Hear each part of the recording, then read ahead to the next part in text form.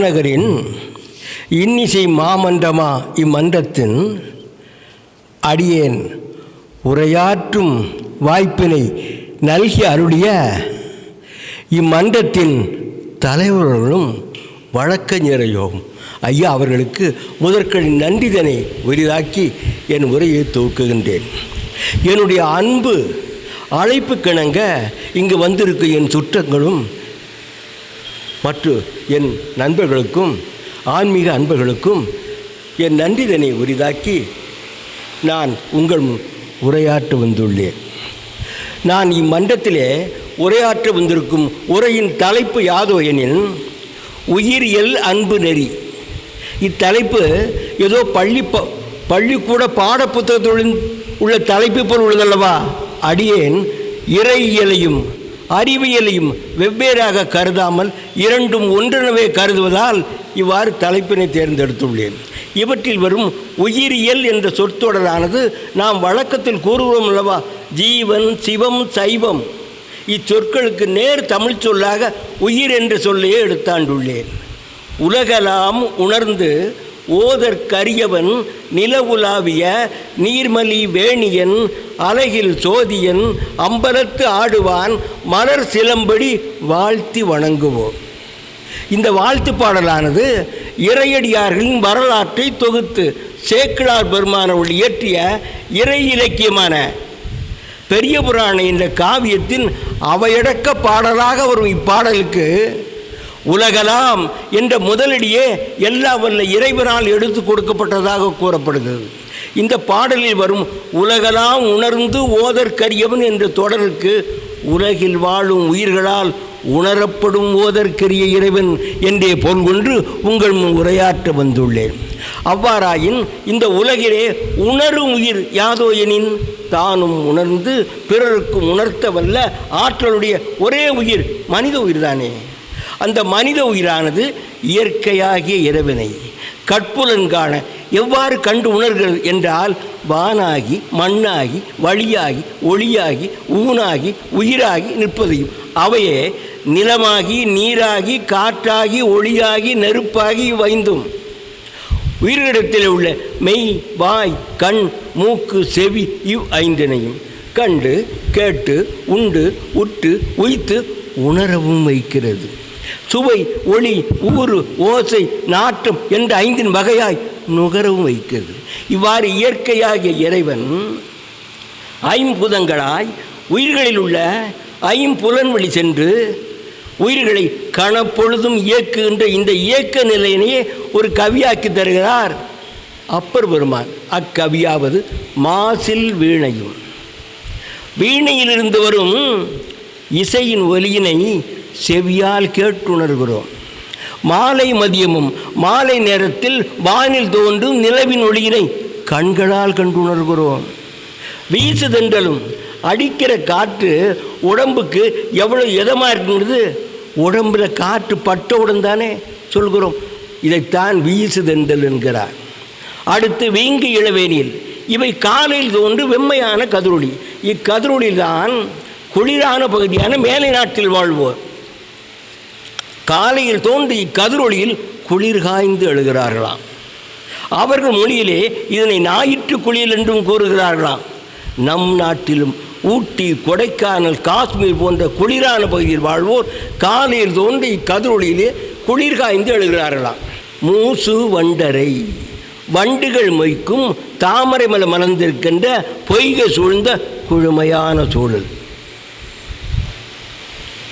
இவே இறைவனின் கருணையாகிய நிழலே என்பதுதான் அப்பர் பெருமானின் பாடலின் கருத்தாகும். எனவே இறைவனை நாடி நம் எங்கும் ஏக வேண்டாம். அவர் இருக்கும் இடத்தை விட்டு எங்கும் தேடி அலைய வேண்டாம். அந்த இறைவன் உறைவதோ ஊனுடம்பே ஆலயம், உத்தமன் உறையும் கோயில் என்பார் திருமூலர். அந்த இறைவன் இந்த உள்ளத்திலே இருப்பதால் தான் அந்த ஆலயத்தின் கோபுரத்திலும் கொடிமரத்திலும் சுற்றுவழியிலும் தெரிகிறார். இதைத்தான் நட்டகல்லை சுற்றி 4 உல்பம் சாற்றி சுற்றி வந்து மொணமுணக்கும் மந்திரம் ஏனடா நட்டகல்லும் பேசுமோ நாதன் உள் இருக்கையில் என்பார். இதற்கென ஒரு வரலாறு கூறப்படுகிறது. காவிரி ஆற்றின் கரையோர வாழும் இருவரிலே ஒருவர் திருவரங்கப்பதிக்கு சென்று பெருமானை தரிசிக்க செல்கிறார். ஒருவரோ காவிரி ஆற்றிலே வலையை வீசி மீனை பிடிக்க செல்கிறார்.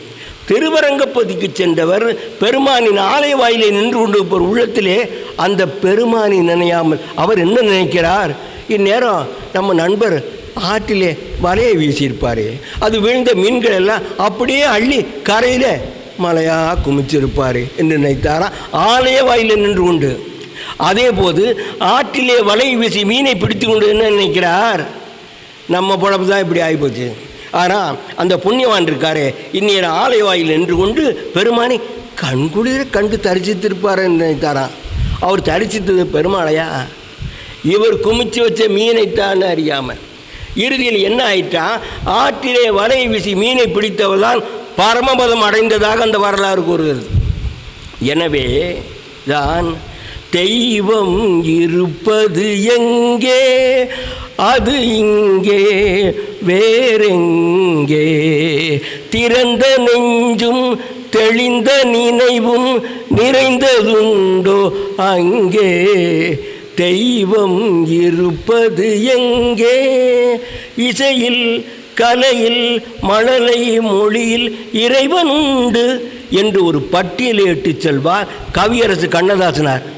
இதையேதான் புழுவாய் பிறக்கினும் புண்ணியா உன்னடி என் மனத்தே வழுவாதிருக்க வரந்தர வேண்டும் இவ் வையகத்தே, தொழுவார்க்கு இறங்கி இருந்து அருள் செய் திருப்பாதிரி புலியோர் செழுநீர் புனர்கங்கை செஞ்சடை மேல் வைத்த தீவண்ணனே என்பார் அப்பரடிகள்.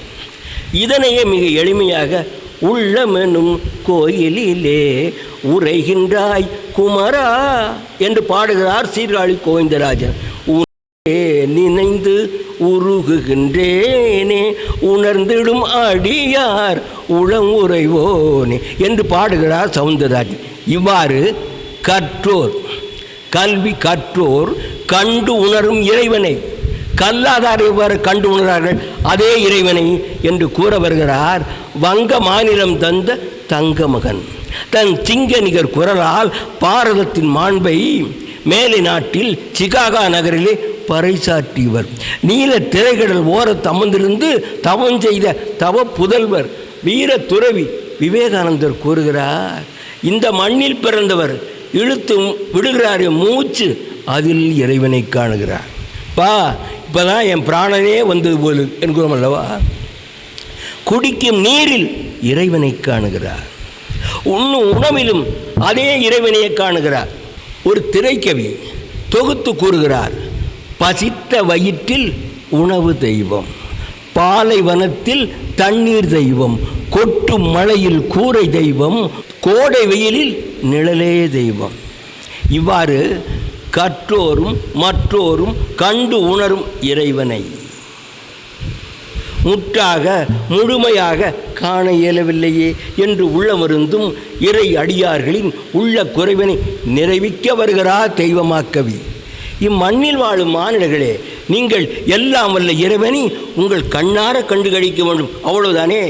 இது அந்த இறைவனை உங்கள் கண் முன்னே கொண்டு நிறுத்துகிறேன் என்று காட்ட வருகிறார் அந்த தெய்வமாக்கவி. அம்மையே அப்பா ஒப்பிலாமணியே அன்பினில் விளைந்த ஆரமுதே, அவங்க தான் இறைவன் இறைவிக்கும் தாய் தந்தைக்கும் என்ன வேறுபாடு. அடுத்த பாடல், பானினைந்தூட்டும் தாயினும் சால பறிந்து நீ. ஒரு குழந்தைக்கு எப்பொழுது பாலை ஊட்டிவிட வேண்டும் என்று ஒரு தாய்க்குத்தானே தெரியும். அம்மையே அப்பா ஒப்பிலாமணியை என்ற பாடலில் இறைவன் இறைவிக்கும் தாய் தந்தைக்கும் வேறுபாடே இல்லாமல் கூறுகிறார் அல்லவா. இதனைத்தான் தமிழ் இலக்கியத்தில் உருவக அணி என்கிறார்கள். அடுத்த பாடலிலே பா நினைந்து ஊட்டும் தாயினும் சால பரிந்து நீ என்ற பாடலில் இறைவனை தாயை விட சற்றே உயர்த்தி கூறுகிறார். இதனை ஓமை அணி என்கிறார் அதே தமிழ் இலக்கியத்தில். இந்த இரண்டு பாடல்களிலுமே இறைவனுக்கும் இறைவிக்கும் எடுத்துக்காட்டு அவங்க தான். பாலூட்டும் அன்னை நடமாடும் தெய்வம், அறிவூட்டும் தந்தை நல் வழிகாட்டும் தலைவன். அன்னையும் தந்தையும் தானே உலகில் அண்டசராசரம் கண்கண்ட தெய்வம் என்று பாடுகிறார் பாகவதர். உயிரியல் வழி நின்று இறைவனை உணர்த்தியே காட்டுகிறார் அப்பரடிகள். அன்பின் வழி நின்று இறைவனை கண்முன்னே கொண்டு நிறுத்துகிறார் திருவாசகம் தந்த திருவாத ஊரர். இவ்வாறு நான் தலைப்பில் கூறிய உயிரியல் நெறி அன்பு நெறியாக உருமாறுகிறது. தற்காலத்தில் சிற்றூர்களிலாகட்டும் பெரிய ஊர்களிலாகட்டும் பழைய கட்டடங்களை இடித்து தலைமட்டமாக்கிவிட்டு புதிதாக கட்டடங்களை கட்டுகிறார்கள். அவ்வாறு கட்டுகிற பொழுது இதற்கு முன்பு வீடுகளை பயன்படுத்திய கற்கருவிகளான மாவை அரைத்தகல், மாவை திரித்தகல், மாவை இடித்தகல், கார வகைகளை வைத்து அரைத்த அம்மிக்கல், இந்த 4 கற்களும் இன்று நடக்கும் கட்டட பணிகளுக்கிடையே தேடுவாரற்று ஓரமாக கிடக்கின்றன. ஆனால் அதே கற்களிலே எத்தனை தாய்மார்கள் 300 நாள் தான் வாழும் வீட்டிலோ தான் சென்று வேலை பார்க்கும் வீட்டிலோ சென்று எத்தனை துளி வியர்வுகளை சிந்தியிருப்பார்கள் கற்களிலே. அந்த அன்பு தெய்வங்களின் வியர்வை துளிகள் படியாத கற்கள் எதுவும் உண்டோ இன்று தேடுவாரற்றிருக்கும் அந்த 4 கற்களிலும். பள்ளி செல்லும் இக்கால இளையோர்கள் ஆலயங்களுக்கு சென்று வழிபாடு நிகழ்த்துகிறார்களாம். யாருக்காக? இவர்கள் இந்த பெற்றோர்களுக்காகவா அல்லது அவர்கள் பயிலும் கல்வியிலே வெற்றி கொடி நாட்டுவதற்காகவா? இருவருக்காகவும் அல்ல. நாளும் பல மகளிரோடு ஆடி பாடி ஓடி திரிந்துவிட்டு குழுமையான அறையிலே துயில் கொள்ளும் திரை கதாநாயகர்களின் பிறந்த நாட்களை கொண்டாடுவதற்காக ஆலயங்களுக்கு சென்று வழிபாடு நிகழ்த்த செல்கிறார்களாம் இக்கால இளையோர்கள். அக்கதாநாயகர்களின் முழு உருவங்களுக்கு பாலால் குடமுழுக்கிட்டு கற்பூரமும் காட்டி வணங்குகிறார்களாம். இதுதான் இக்கால கல்வியின் பயன் போலும். இந்த நாட்டில் யாரைத்தான் வணங்க வேண்டும் என்ற ஒரு வரைமுறையே இல்லையா? அடுத்து ஒரு குடும்பத் தலைவர் தன் வயது முதிர்ந்த தாயையும் தந்தையும் ஒரு விடுதியில் கொண்டு போய் சேர்க்கிறார். அப்போ அவர் மைண்டும் கேட்குறார், பா தாத்தாவும் பாட்டியும் எந்த விடுதியில் கொண்டு போய் சேர்க்குற? அந்த விடுதியோட தொலைபேசி எண்ணை சொல்லு, நான் என் கைபேசியில் பகிர்ந்து கொள்கிறேங்கிறான். எதற்காக கேட்கிறான் என்றால் தந்தையிடம் வந்து மைந்தன் அதே விடுதியில் தானே அவன் தன் தந்தையின் தாயையும் கொண்டு சேர்க்க வேண்டும், அதற்காகவே மறக்காது கேட்கிறான் அந்த விடுதியின் தொலைபேசி எண்ணை மைந்தன் தந்தையிடமிருந்து. இந்த நிலையிலே இந்த அன்பு நெறியானது இன்று இப்படி கொலைக்கு உள்ளாகிறது. எனவே பாரத நாட்டின் தலைநகர் தில்லி, அதன் அருகே யமுனை ஆற்றங்கரை ஓரமாக அமைந்திருக்கிறது உலகமே வியக்கும் மாளிகையான தாஜ்மஹால். அதன் முன்பு நின்று கொண்டு மனிதகுல மாணிக்கமா மாமேதை நேருபுரானவர்கள் தன் உடனிருந்த ருஷ்ய நாட்டு தலைவர் குருசேவிடம் கேட்கிறார், இந்த மாளிகை பற்றி என்ன நினைக்கிறீர்கள் என்று. அதற்கு அந்த பொது உடைமை நாட்டு தலை சொல்லுகிறார், என் கண்களுக்கு இவை மாளிகையாகவே தெரியவில்லையே, எத்தனையோ தொழிலாளர்களின் எலும்பு கூடுகளையும் மண்டை ஓடுகளையும் அடுக்கி வைத்தது போலல்லவா இருக்கிறது என்றாராம். அடுத்து புதுமை கவி பாரதிதாசன், அவர் இந்த மண்ணிலே எத்தனையோ பூங்காவனங்களை கண்டவர். அதில் சென்று சற்று இளைப்பாறாமல் என்ன கூறுகிறார், சித்திர சோலைகளே உம்மை நன்கு திருத்த இப்பாரினில் எத்தனை தோழர்கள் இரத்தம் சொரிந்தனரோ உங்கள் வேரினிலே என்கிறார். இவ்வாறு அந்த தாஜ்மஹால் போன்ற கட்டடப் பணிகளில் ஈடுபட்ட தொழிலாளர்களும் சித்திர சோலைகளை உருவாக்கிய தொழிலாளர்களும் தாங்கள் உழைத்த உழைப்புக்காக சற்றேனும் ஊதியம் பெற்றிருப்பார்கள் அல்லவா. ஆனால் தன் உதிரத்தையே பாலாக்கி தான் இந்த குழந்தைக்கு ஊட்டி வளர்த்து எடுக்கிறாரே அந்த அன்பு தெய்வம் என்ன பலனை எதிர்பார்த்து அந்த பணியாற்றுகிறது. இவ்வாறு பலனையே எதிர்பாராமல் ஆற்றும் பணியினைத்தானே பகவான் அருளிய பகவத்கீதையிலே நிஷ்டாகர்மம் என்கிறார்கள். அந்த அன்பு தெய்வங்களைத்தான் நாம் மாதாவே என்று வழிபடுகிறோம். அந்த அன்பு தெய்வங்களைத்தான் நாம் அன்னையே என்று தொழுகையே புரிகிறோம். அந்த அன்பு தெய்வங்களைத்தான் நாம் தாயே என்று தலை தாழ்த்தி வணங்குகிறோம். அந்த அன்பு தெய்வங்கள் தன் திருச்செல்வர்களுக்கு எவற்றையெல்லாம் வாரி வழங்குகிறதாம் பாருங்கள். தனந்தரும் கல்வி தரும் ஒரு நாளும் தளர்வறியா மனந்தரும் தெய்வ வடிவும் தரும் வஞ்சமில்லா நெஞ்சின் இனந்தரும் நல்ல நல்ல அந்தரும். யாருக்கு? அன்பர் என்பவர்க்கே கனந்தரும் பூங்குழலாள் அபிராமி கடை கண்களே கனந்தரும் பூங்குழலாள் அபிராமி கடை கண்களே. அபிராமி பட்டரால் அருளிய இந்த அந்தாதி பாடலானது தற்காலத்து தாய்மார்கள் தம் குழந்தைகளுக்கு சீரோடு அணிந்து அவர்களை கல்விக்கூடங்களுக்கு அனுப்பி வைக்கிறாளே அந்த நிகழ்வு இந்த அந்தாதி பாடலுக்கு எடுத்துக்காட்டாய் அமைந்திருக்கிறது. இந்த அன்பு நெறி இம்மண்ணிலே என்றும் நின்று நிலவிட வேண்டும், அதற்கு எந்த குறைவும் வந்துவிடக்கூடாது என்று தற்போது நிகழ்வது 21ஆவது நூற்றாண்டு. சென்ற 20ஆம் நூற்றாண்டில் வாழ்ந்த கவி பாரதி. அவர் வாழ்ந்த காலத்திலே இம்மண்ணை வெள்ளை அந்நியர்கள் ஆண்டு கொண்டிருந்தார்கள். அவர்கள் நாட்டிலே மருந்துக்கு கூட அன்பு நெறி என்பதே கிடையாது. எனவே அந்த அந்நியரால் ஆளப்பட்ட இந்த மண்ணிலே அன்பு நெறிக்கு என்ன குறைவு வந்து விடுமோ என்று உள்ள தாங்களோடு கவி பாரதி கூறுகிறார். எந்த என் தாயும் மகிழ்ந்து குலாவி இருந்ததும் இந்நாடு, வேறு இந்த நாட்டும் கிடையாது. அவர் தங்க மதர்களை இன்று அமுதூட்டியதும் அதுவும் இந்த நாட்டில் தான்.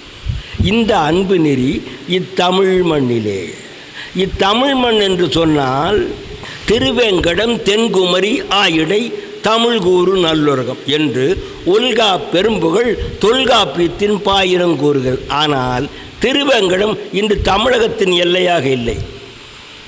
அவை 7 குண்டல வாட அக்கட வச்சு தெலுங்கு நாட்டோடு இணைந்து விட்டது. திருத்தணியிலிருந்து குமரி வரைக்குத்தான் இன்றைய தமிழ்நாடு. ஆனால் இந்த அன்பு நெறி தழைத்து செழித்து ஓங்கி வளர்ந்திருந்த அந்நாளில் இத்தமிழ் மண்ணை யானை கட்டி போரடித்த சேரர்களும் முத்துடை பாண்டியரும் சோருடை சோழரும் சான்றோருடைய பல்லவர்களுமாய் ஆண்டு கொண்டிருந்தார்கள். அதுபோதுதான் இந்த அன்பு நெறியானது தழைத்து செழித்து ஓங்கி வளர்ந்திருந்தனவா. ஒரு பயிரானது மண்ணிலே வளரும் பொழுது அதற்கு இடையூறாக சில பயிர்களும் முளைவிடுவது மண்ணின் இயல்பு போலும். எனவே இந்த அன்பு நெறியாகிய பயிருக்கு ஊடாலே களையாக முளைவிட்ட நெறிகள் தான் சமணம் பௌத்தம் ஆகிய அவ்விரு நெறிகளும். அவ்விரு நெறிகளை பற்றி நான் குறைவாக எதுவும் கூற வரவில்லை. இன்னும் கூறப்போனால் நாம் ஆலய வழிபாடுகளிலே தலையாய வழிபாடாக கொள்ளுகிறோமே யாக வேள்வி வழிபாடு. அந்த யாக வேள்வி வழிபாடானது புத்த நெறி தோன்றுவதற்கு முன்பு பாரதத்தில் அந்த யாக வேள்வியிலே உயிர்களை பலியிட்டுத்தான் அந்த வழிபாட்டை நிகழ்த்தியிருக்கிறார்கள். எனவே இன்றைய யாக வேள்வி வழிபாட்டிலே உயிர்களை பலியிடுவதை தடுத்து நிறுத்திய நெறி புத்த நெறிதான். இந்த வரலாற்றினை கூறுபவர் தமிழில் பெயர் பெற்ற இதழாசிரியரும் சிறுகதையாளரும் வரலாற்று காவியங்கள் பல படைத்து அளித்தவருமான கல்கி என்ற ரா கிருஷ்ணமூர்த்தியாரும் கூறுகிறார். இந்த வரலாற்று சான்றினை அடுத்து சமணம் இந்நெறியானது மனிதர்கள் உள்ளத்திலே இரக்க உணர்வை வளர்த்து பிற உயிர்களை கொல்லாமையும் புலால் உண்ணாமையும் ஆகிய நெறிகளை வளர்ப்பதற்காக இம்மண்ணிலே விளைவிக்கப்பட்ட நெறிதான் சமண நெறி. ஆயினும் அவ்விரு நெறிகளும் இதே மண்ணிலே நிலை கொள்ளாது போனமைக்கு ஏது என்னவென்றால் அவ்விரு நெறிகளும் மீண்டும் கூறுகிறேன், சமணமும் பௌத்தமும் அன்பு நெறியை கைவிட்டமையார். அதேபோது அந்நிய மண்ணிலிருந்து இம்மண்ணுக்கு வந்த நெறிகளான கிறித்துவம், இஸ்லாமியம் அவ்விரு நெறிகளும் இதே மண்ணிலே இன்றும் நிலை கொண்டு நிற்கிறதென்றால் அதற்கு ஏது என்னவென்றால் அவ்விரு நெறிகளும் அன்பு நெறியையும் கை கொண்டமையால் தான். அதனால் தான் அவர்கள் மேரி மாதாவே என்கிறார்கள், அன்னை பாத்திமா என்கிறார்கள், தாயே கருமாரி என்கிறோம். இந்த மண்ணிலே முளைவிடலாயிற்று.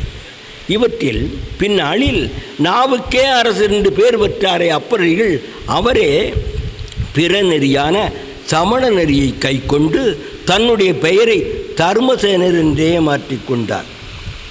நெறி மாறுறவங்க செய்கிற முதல் பணி பெயர்களை மாற்றுவது தான் போல். அவ்வாறு அப்பரடிகள் அந்த சமண நெறியின் கோட்பாட்டின்படி நாளும் நீராடாது நேரத்துக்கு உணவருந்தாது இருந்தமையால் என்ன ஆயிற்று? அவருடைய வயிற்றிலே வலி கண்டு நோயால் துடிதுடித்து இறைவன் மீது பதிகம் பாடி தாய் நெறிக்கே திரும்புகிறார். அவ்வாறு அவர் இறைவன் மீது பாடி அந்த பதிகம் இருக்கிறதே, முன்னாள் தமிழ் திரைப்படங்களிலே, இந்நாள் தமிழ் திரைப்படங்கள் அல்ல, முன்னாள் தமிழ் திரைப்படங்களிலே கதாநாயகர்கள் தங்கள் உணர்வுகளை வெளிப்படுத்துவதற்காக சில பாடல்களை திரைக்கவிஞர்கள் சிலர் அந்த திரைக்கதையை படைத்து அளிக்கிறார்களே படைப்பாளிகள், அவரிடம் பொருள் பெற்று சில பாடல்களை எழுதியிருப்பாங்க. அந்த பாடலை ஒருவர் இசையமைத்திருப்பார், இன்னொருவர் குரல் கொடுத்து பாடியிருப்பார். அந்த பாடலுக்கேற்ப வாயசித்து நடித்திருப்பார் கதாநாயகர். இவ்வாறு பலராலும் பல பொருள் பெற்று பாடப்பட்ட எத்தனையோ பாடல்களை கேட்ட உங்கள் செவிகள் அப்பர் பெருமான் இறைவனின் அருள் பெற்று பாடிய பாடலையும் கேட்கலாகதா? கேட்போமா? கூற்றாயினவாறு விலக்கலிர் கொடுமை பல செய்தன நான் அறியேன், ஏற்றாய் அடிக்க இரவும் பகலும் பிரியாது வணங்குவன் எப்பொழுதும். இறைவா, உன்னை விட்டு பிரிஞ்சதும் போது நான் பட்ட பாடு போதும். தோற்றாதின் தோணாமல் இருக்கணும். என்னது? குடரோடு துடக்கி முடக்கி இட. என் வயிற்ற குடலை சுருட்டி சுட்டி வலிக்குதுய்யா, அந்த வலியினி ஆற்றேன் தாங்க முடியவில்லையே. அடியேன் அதிகை கடிலத்து வீரட்டான துறையம்மானே. கடில நதிக்கரையோரம் அமைந்த திரு வீரட்டானம் என்ற ஆலயத்தில் அமர்ந்திருக்கும் பெருமானே என்று இறைவன் மீது பதிகம் பாடி தாய் நெறிக்கே திரும்புகிறார் அப்பரடிகள். இந்த அப்பரடிகள் வாழ்ந்ததோ தமிழ்நாட்டின் வடபகுதியாகிய பல்லவ நாடு. அந்நாட்டின் ஆள்பவனோ பல்லவ மன்னன் மகேந்திரவர்மன். அம்மன்னன் கைக்கொள்வதோ சமண நெறி. எனவே அப்பரடிகள் இயக்க விட்டு இயக்கம் மாறிவிட்டார் என்ற செய்தி அறிந்த பல்லவ மன்னன் அப்பரடிகளை அழைத்து வர ஏவலரை அனுப்புகிறார். ஏவர்களும் அப்பரடி அணுகி, அடியவரே உங்களை மன்னர் அழைக்கிறார். உடனே அப்பரடிகள், மன்னரா? நான் எந்த நாட்டு மன்னனின் நாட்டிலும் வாழும் குடிமக்களின் ஒருவன் அல்லனே, அதுக்கான அடையாளம் எட்டாலும் என்கிட்ட கிடையாது ஐயா. யாமார்க்கும் குடியல்லோ. ஆமையா, ஏவலர்களை உங்களை அனுப்பியிருக்கான மன்னனா யமனா ஐயா, அந்த நமனை அஞ்சோ. உங்கள் மன்னன் ஆளுவது நாடா நரகம் ஐயா, அந்த நரகத்தில் இடர்படோ. விட்டு வைப்பாங்களா ஏவர்கள்? செந்தூக்கத்துக்கு மன்னனை கொண்டு விட்டாங்க. பார்த்தான் மன்னன், அடியவரே, இந்நாட்டு மன்னனாகிய நான் கைக்கொள்ளும் சமண நெறியைத்தான் தாங்களும் கைக்கொள்ள வேண்டும். இது இந்த மன்னனுடைய ஆணை என்கிறார். உடனே அப்பரடிகள், மன்னா, மாமன்னா, உங்கள் நாட்டிலே உள்ள பொய்கையிலே மலர்ந்திருக்கிறது தாமரை மலர்கள், அது உங்கள் ஆணையினாலாம் மலர்ந்திருக்கிறது. பூவினு கருங்கலும் பொங்கு தாமரை. பசும் கண்ணுக்குட்டி அது பாட்டு துள்ளி குதித்து ஓடிப்போகுது, அது உங்கள் ஆணையினாலையா? ஆவினு கருங்கலம் அரணஞ்சாடுதல். உள்ளம் படைத்த நான் விரும்பும் இறைவனை நான் வணங்கலாகாதா? மக்களின் விருப்பத்துக்கு மாறாக அரசாளலாமா? அவை கோவினு கருங்கலம் கோட்டமில்லது என்ற அரச முறைமைக்கு மாறானதல்லவா? இவ்வாறு ஓர் பேரரசுக்கு எதிராக வடபெண்ணையிலிருந்து தென்பெண்ணை வரை பரவியிருந்த பல்லவ பேரரசுக்கு எதிராக யாமார்க்கும் குடியெல்லோம் என்று குரல் கொடுக்கார் அப்பரடிகள்.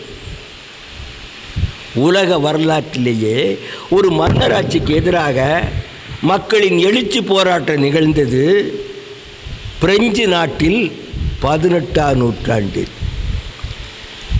அடுத்து ஒரு மன்னராட்சிக்கு எதிராக மக்களின் எழுச்சி போராட்டம் நிகழ்ந்து வெற்றியும் கண்டது ருசிய நாட்டிலே 20ஆம் நூற்றாண்டில். அவ்வாறு இருக்க 7வது நூற்றாண்டிலேயே ஒரு மன்னராட்சிக்கு எதிராக யாமார்க்கும் குடியெல்லோம் என்று குரல் கொடுக்கப்பட்ட தமிழ் மண்ணிலே அப்பரடிகளால் தான்.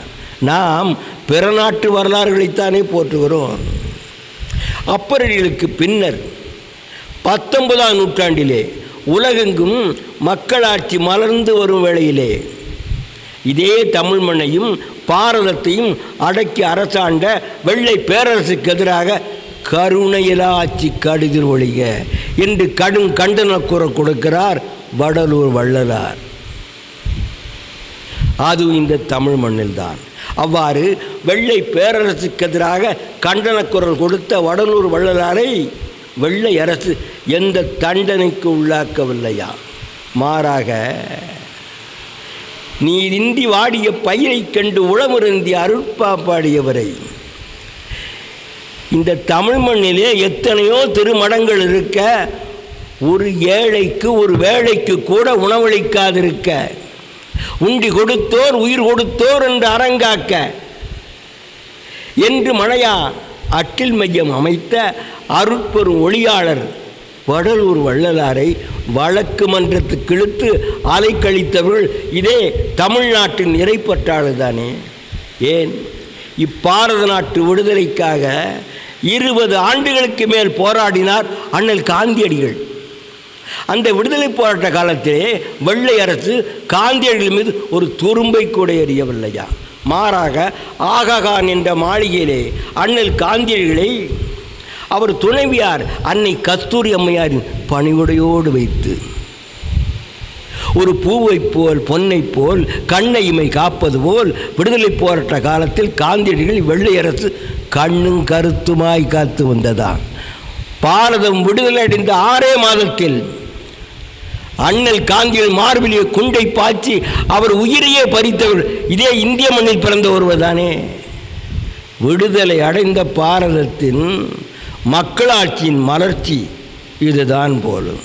வரலாற்றிலே ஒரு மன்னராட்சிக்கு எதிராக குரல் கொடுப்பவருக்கு அந்த மன்னராட்சியிலே என்ன கொடுமை நிகழும் என்று கவி பாரதி கூறுவார். இம்மென்றால் சிறைவாசம், ஏனென்றால் வனவாசம். நாட்டை விட்டே கடத்திடுவாங்களாம். எங்கே? ருசிய நாட்டிலே. எப்போ? 20ஆம் நூற்றாண்டில். அவ்வாறு இருக்க 7வது நூற்றாண்டிலேயே ஒரு மன்னராட்சிக்கு எதிராக யாமார்க்கும் குடியெல்லோம் என்று குரல் கொடுத்த அப்பரடிகளுக்கு என்ன கொடுமை நிகழ்ந்திருக்கும் என்று நாமே உய்த்து உணரலாம் அல்லவா? அப்பரடிகள் மன்னராட்சிக்கு எதிராக மட்டும் குரல் கொடுக்கவில்லை. அவர் வாழ்ந்த காலத்திலே இதே தமிழ் மண்ணிலே புறையோடி கிடந்த இன வேற்றுமைக்கு எதிராக குரல் கொடுக்கிறார் அழுகு மெய்யாளரும் ஆவுரித்து தின்பவரும் கங்கைவார் தடையினர் அன்பரானால் அவர்க்கே நான் அடிமை என்கிறார். இவ்வாறு ஒரு பேரரசுக்கு எதிராக குரல் கொடுத்த அப்பரடிகளை பல்லவ மன்னன் ஏவலரை கொண்டு ஆழ குழி வெட்டி அடிகளை அதில் வீழ்த்தி அடிகளின் தலையினை யானையின் காலால் இடர வைக்க பார்க்கிறான். யானையோ அடிகளின் தலையை சுற்றி வணங்கி மிழுகிறது. மீண்டும் மன்னன் அதே ஏவலரை கொண்டு அப்பரடிகளை ஒரு சுண்ணாம்பு நீற்றறையிலே தூக்கி போடுகிறார். அதிலிருந்து எழுந்து வந்தவராய் அப்பரடிகள் மாசில் வீணையும் மாலை மதியமும் வீசு தென்றலும் விங்கிழவேனிலும் மூசு பண்டரை பொய்கையை போன்றதே ஈசன் எந்தை இணையடி நிழலே என்று நலமோடு எழுந்து வருகிறார். பார்த்தான் மன்னன். மீண்டும் அதே ஏவலரை கொண்டு அப்பரடிகளை ஒரு கல்லிலே கயிற்றால் கட்டி கடலிலே தூக்கி எறிந்து விடுகிறார்கள். அதிலும் கடலிலே அமர்ந்து விடாமல் மேல் எழுந்தவாறையாக அப்பரடிகள் சொற்றுணை வேதியன் சோதியானவன் பொற்றுணை திருந்தடி பொருந்த கைதோள கற்றுணை பூட்டியோர் கடலில் பாய்ச்சினும் நற்றுணையாவது நமச்சிவாயவே என்று கரைக்கு எழுந்து வந்து விடுகிறார். பார்த்தான் மன்னன். அப்பழி வழங்கி பல்லவ நாட்டிலே மீண்டும் அன்பு நெறியை மீட்டெடுக்க வருகிறான். இவை யாவும் நிகழ்வது தமிழ்நாட்டின் வடபகுதியிலே, அதேபோது தமிழ்நாட்டின் தென்பகுதியாகிய பாண்டிய நாட்டிலே. மதுரையம்பதியை தலைநகராக கொண்டு ஆண்டு வருகிறான் பாண்டிய மண். நின்ற சீர் நெடுமாற நின்ற மண். அம்மன்னவனும் அப்பரடிகளைப் போல் சமண நெறியை சார்ந்து விடுகிறான். அதனால் உள்ள மருந்திய பங்கைய செல்வியாகிய பாண்டிமாதேவி, அங்கையர் கண்ணியாகிய மங்கையர் கரசியார் அந்நாட்டு அமைச்சர் குலச்சிறையாரை அழைத்து, அமைச்சரே, இப்பாண்டிய நாட்டில் அன்பு நெறியை மீட்டெடுக்க ஆவண கூறுங்கள் என்று வினவுகிற பொழுது அமைச்சர் கூறுகிறார், அரசியாரே, அதற்கு ஒரே வழி சோழ வளநாட்டில் தோன்றிய ஆவுடை பிள்ளையால் தான் இயலும். அவர் பாலருந்தும் அகவதையில் இறைவியின் அருள் பெற்று இறைவன் மீது பதிகம் பாடியவர்.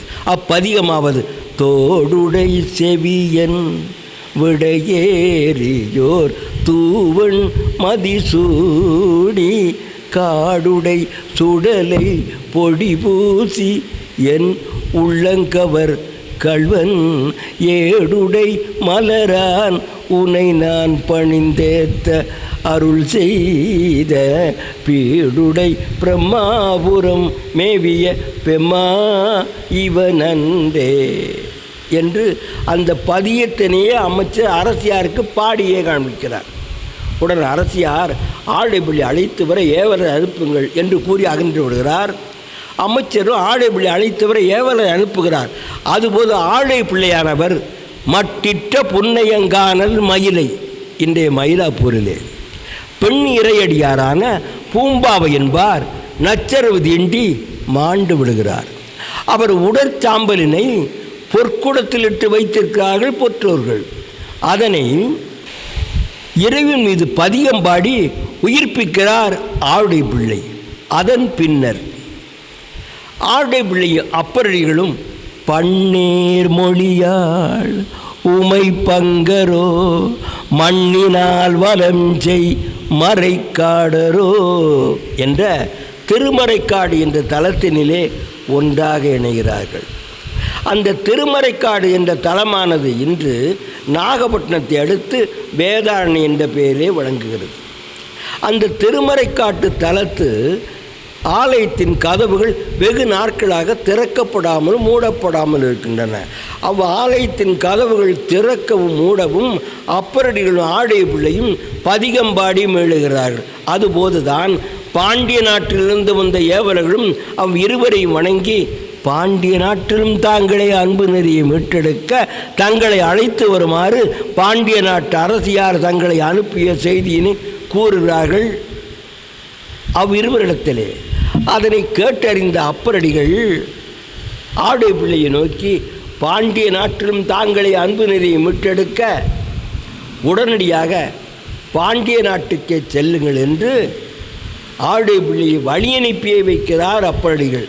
அதன்படியே பாண்டிய நாட்டை நோக்கி செல்லும் ஆவுடை பிள்ளையானவர் கோளறு பதியத்தினை பாடிக்கொண்டு செல்கிறார். அவை வேயிரு தோழி பங்கன் விடமுண்ட கண்டன் மிக நல்ல வீணை தடவி மாசரு திங்கள் கங்கை முடிமேலணிந்தனர் உளமே புகுந்ததரா ஞாயிறு திங்கள் செவ்வாய் புதன் வியாழன் வெள்ளி சனி பாம்பிரண்டும் உடனே ஆசரு நல்ல நல்ல நல்ல நல்லவை அடியாரவர்க்கு மிகவே என்று கோணல்வதித்தனை பாடிக்கொண்டே பாண்டிய நாட்டை வந்தடைகிறார் ஆவுடை பிள்ளை. அவ்வாறு பாண்டிய நாட்டை வந்தடைந்த ஆவுடை பிள்ளையை பிற நெறியாளர்கள் அனல்வாதத்துக்கும் புனல்வாதத்துக்கும் அழைத்து வெல்ல நினைக்கிறார்கள். ஆனால் பிற நெறியாளர்களை ஆவுடை பிள்ளையே வாதத்தில் வெல்லுகிறார். அதனால் ஆவுடை பிள்ளை மீது சினமுற்ற பிறநெறியாளர்கள் அவர் உரையும் திருமடத்துக்கு பாண்டிய நாட்டு ஏவலரை கொண்டு நெருப்பிடுகிறார்கள். அந்த நெருப்பானது ஆவுடை பிள்ளையை அணுகாமல் பாண்டிய மன்னன் நின்ற சீர் நெடுமாறனுடைய வயிற்றிலே வலியாக உருவெடுக்கிறது. முன்பு அப்பர்களுக்கு எடுத்த அதே வலியினை போல் அந்த வலியினால் பாண்டிய மன்னன் துடியாய் துடித்தெழுகிறார். மன்னுடைய வலியினை போக்குவதற்காக நான் நீ என்று ஆவுடை பிள்ளை ஒருவரும் பிறநெறியாளர்கள் ஒருவரும் முன் வருகிறார்கள்.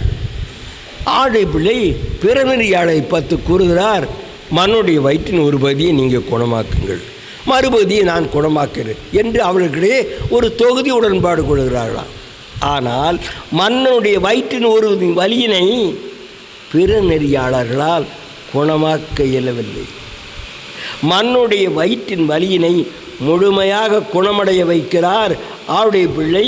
அதற்கெனவே அவர் இறைவன் மீது பாடியதுதான் திருநீற்றுப்பதிகம்.